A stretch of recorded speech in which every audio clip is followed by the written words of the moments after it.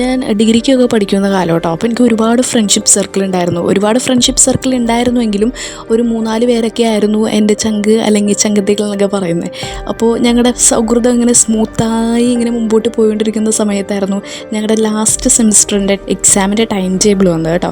അപ്പോൾ എൻ്റെ ഒരു സുഹൃത്ത്, ഞാൻ ഏറ്റവും കൂടുതൽ റെസ്പെക്റ്റ് കൊടുക്കുകയും അതുപോലെ തന്നെ വാല്യൂ കൊടുത്തിരുന്നൊരു വ്യക്തി, എൻ്റെ ഒരു സുഹൃത്ത്.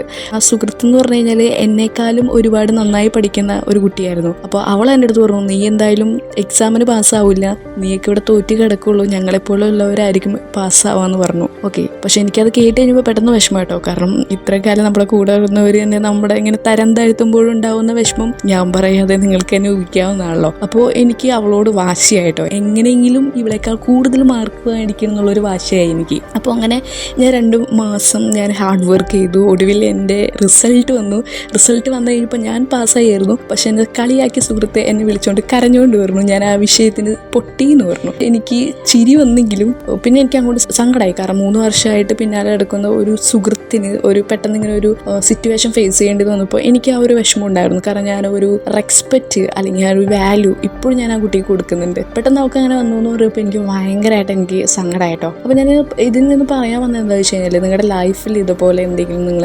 ആഗ്രഹിക്കുന്നുണ്ടെങ്കിൽ, അല്ലെങ്കിൽ ഇപ്പോൾ എന്തോ ആവട്ടെ, ഞാനിപ്പോൾ എക്സാമിന് പാസ്സാവണമെന്ന് ആഗ്രഹിച്ചു, അതെനിക്ക് നേടാൻ പറ്റി. അതുപോലെ തന്നെ നിങ്ങളുടെ ലൈഫിൽ നിങ്ങൾ എന്തെങ്കിലും ആഗ്രഹിക്കുന്നുണ്ടെങ്കിൽ, എന്തെങ്കിലും ഗോൾസ് നിങ്ങൾ അച്ചീവ് ചെയ്യാൻ ആഗ്രഹിക്കുന്നുണ്ടെങ്കിൽ, നിങ്ങൾ മാക്സിമം അതിന് വേണ്ടിയിട്ട് വർക്ക് ചെയ്യുക. നിങ്ങൾ അതിന് വർക്ക് ചെയ്യുകയാണെങ്കിൽ പൗലോ കോയിലോ പറഞ്ഞൊരു വാചകമുണ്ട്, നിങ്ങൾ എന്താണോ ചിന്തിക്കുന്നത്, നിങ്ങൾ എന്താണോ ആഗ്രഹിക്കുന്നത്, അത് നിങ്ങളിലേക്ക് എത്തിച്ചേരും.